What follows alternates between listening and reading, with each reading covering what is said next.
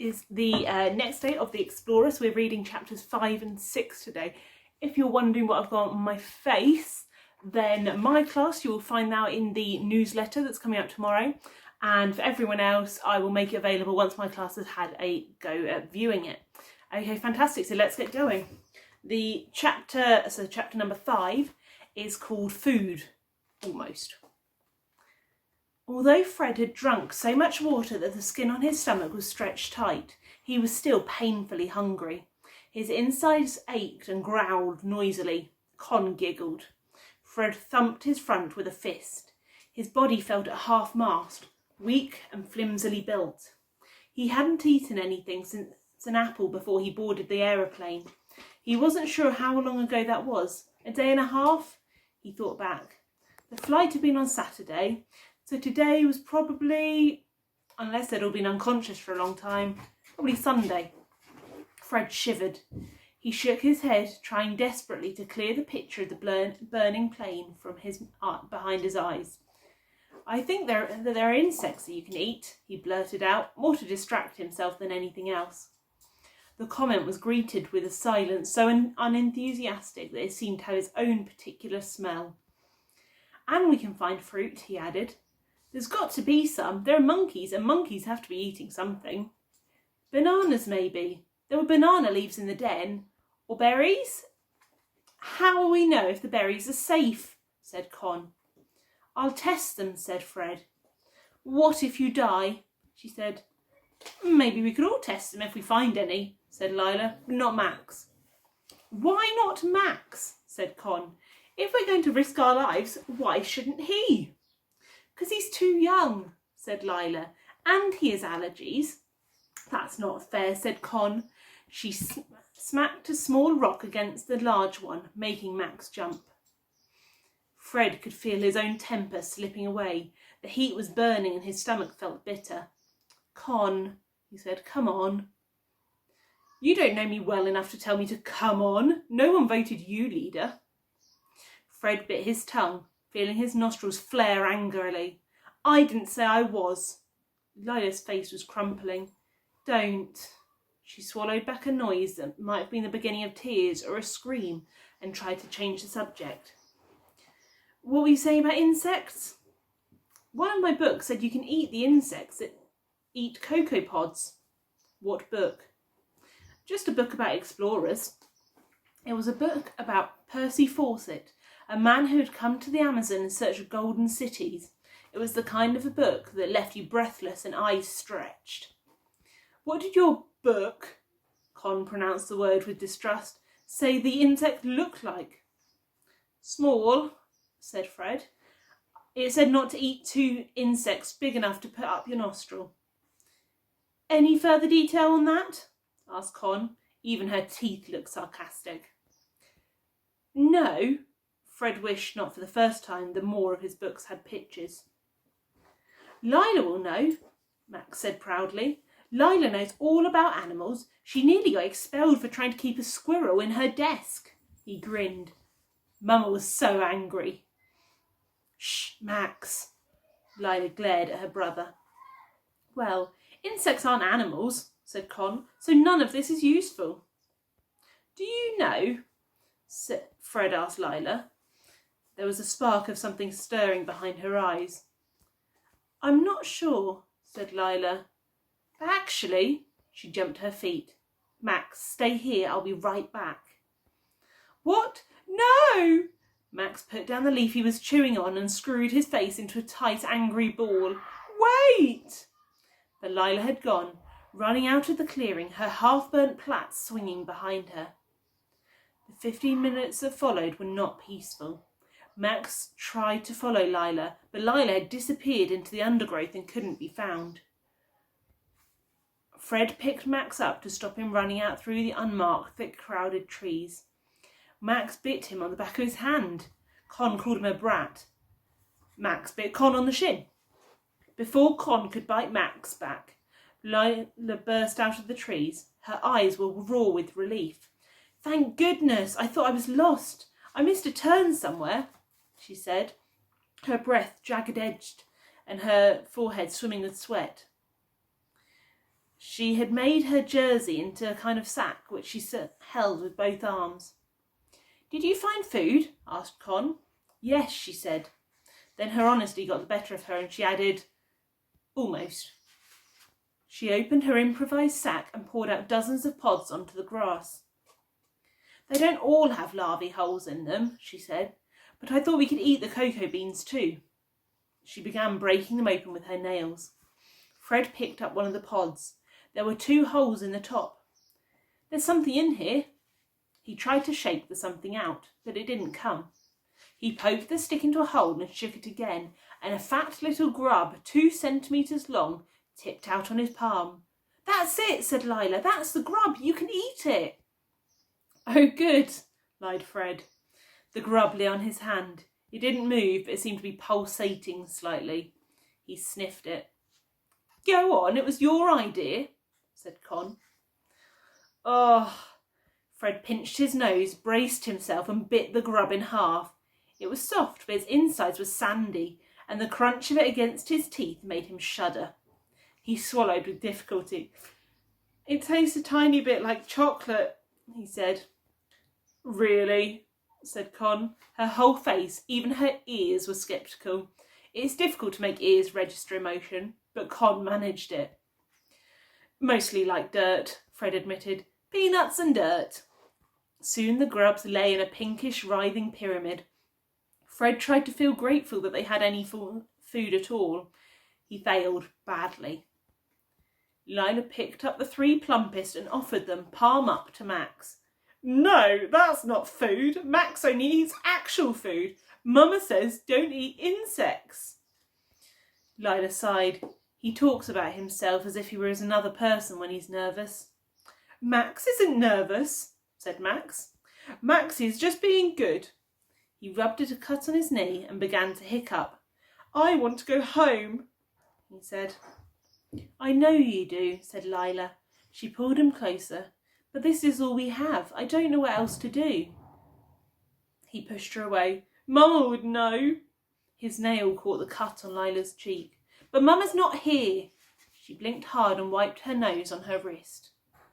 "What if we fry them?" said Fred, "and make them into a pancake?" "Fry on what? We don't have a pan," said Con. "Well, we've got stones," said Lila. She scrubbed her face with her top and tried to sound bright. "We could make chocolate pancakes." Sort of." "Sort of," said Con. "Really quite amazingly sort of." And that was the end of the 5th chapter. It was a very short one, but can you imagine how happy they are to find any sort of food?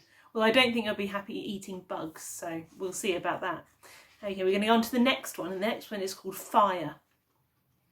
The grubs, when mixed with cocoa beans and pounded with a clean stick, turned into a paste which, if you squinted and were of an optimistic temperament, looked like flour and water. "Now we just need to make a fire and cook them," said Fred. "Just," said Con. "We need a flint," said Fred. "We need kindling," said Lila. "And matches," said Con. "I'll do the kindling," said Fred. Most of the wood surrounding them had dried up in the rain that night before. He held the hem of his cricket jumper in his teeth and made a hammock for the wood. The night in the jungle had not improved the taste of the wool. He came back to the clearing and tipped the wood into a pile a few paces away from the den. "There were flints in there," said Lila. "We could rub away the moss and use them to make a spark. Flints don't go off." "Flints aren't enough by themselves," said Fred. "I've tried. You need a bit of steel." Lila ducked into the den to fetch the flint. Con was staring at Fred's watch. "What's that made of?" Fred stared down at the watch, covering it protectively with his hand. "Glass. And steel," he said. "My father gave it to me when I went to boarding school." "But it's broken," said Con. "I know that," he said. "So, if it's broken, it's not really a watch anymore, is it? But it is a clump of steel." Fred jerked his hand back. His father never bought him birthday gifts. He left it to his secretary to take Fred to Harrods and pick out something sensible. This was the only gift Fred could remember his father choosing himself. He had it engraved with Fred's initials. Lila nodded. It might be the only way, she said. Her voice had sympathy in it, but grit too. Fine, said Fred. He had an unaccountable, absurd need to cry. Fine, we'll use it. Can I have the first try? Said Con. It's my watch. I know, but I've never lit a fire before, she said. Not even the ones in fireplaces back home. Not even on bonfire night? Fred asked. Not allowed.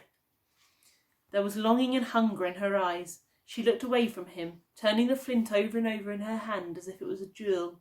But there was something written in her face, Fred thought, something in a code he couldn't begin to read. Here. Slowly he undid the strap. He held the watch in his fist, surreptitiously tracing the letters on the back with his thumb. Con watched in silence. He put it in her palm. I get second go. Lila heaped shredded leaves and grass in a pile. You do it over that, she said, so the spark has something to catch. Con struck the back of the watch against a stone. Fred winced. She overshot and dug the flint into her own skin. She said nothing and tried again. She bit down on her tongue, concentrating, her eyebrows furrowed so deeply they nudged against her eyelashes, striking and striking until her fingers were raw. Suddenly, flint and steel let off a tiny spark. Con was so stunned that she fumbled the flint. Again! Shrieked Max. Again! The spark came, a brief flare into the world that vanished as it came. It needs to be lower over the kindling, said Lila. Con struck again and again. The spark caught against a blade of grass, which caught against another. Fred's heart leapt, and he dropped his stomach and blew on the scrap of fire. Terrified, he'd blow it right out. The flame faltered. No, don't die, said Con. Lila added a handful of dry moss. Fred blew again. The fire seemed to breathe in and then exhaled a cough of flames. Max whooped. Lila held out a sheaf of twigs. The fire caught them, made 5 burning fingers and ate them as a whole. It belched upwards. More, said Max. He was dancing in a tight circle, slapping his ribs. Feed it more. Fred added a handful of bone-dry leaves, and then another and another. The fire made a noise like an idea being born, a crackle that sounded like hope, and sent up a column of flames.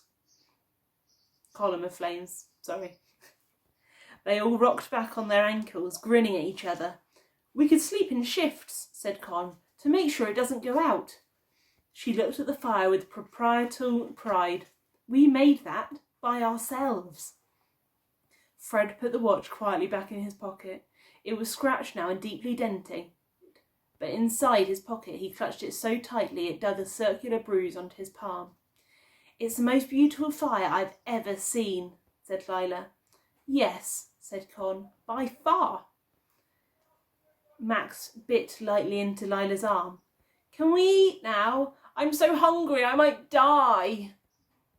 Fred scrabbled in the dust with his nails until he found a flat stone and balanced it, wobbling dangerously, on 4 green wood sticks over the centre of the flames. Lila divided the grub paste into 4 balls and spread them out on the stone. Eventually the pancakes began to bubble.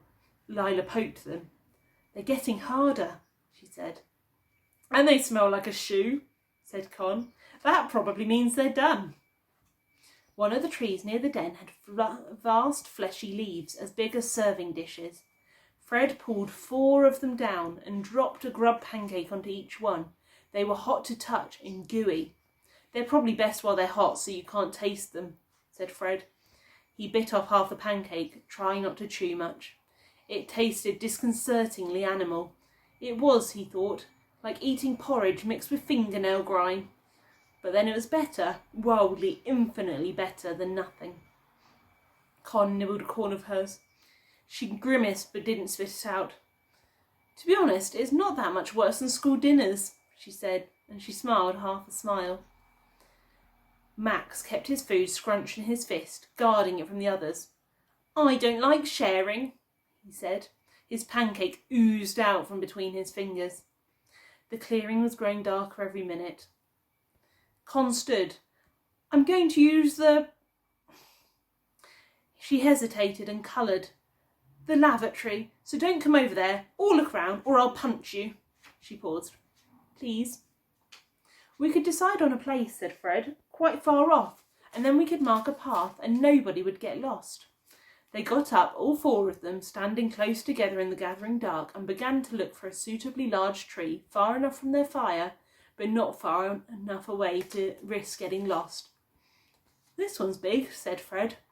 "And this one," said Con. The trees were immense, stretching at least as high as a church. "We could make that one the boys' toilets, and this one's the girls'," said Con. Lila's smile was sudden and enormous, and it showed that one of her teeth was wonky and she had a dimple in her cheek. "We could call it the lavatory."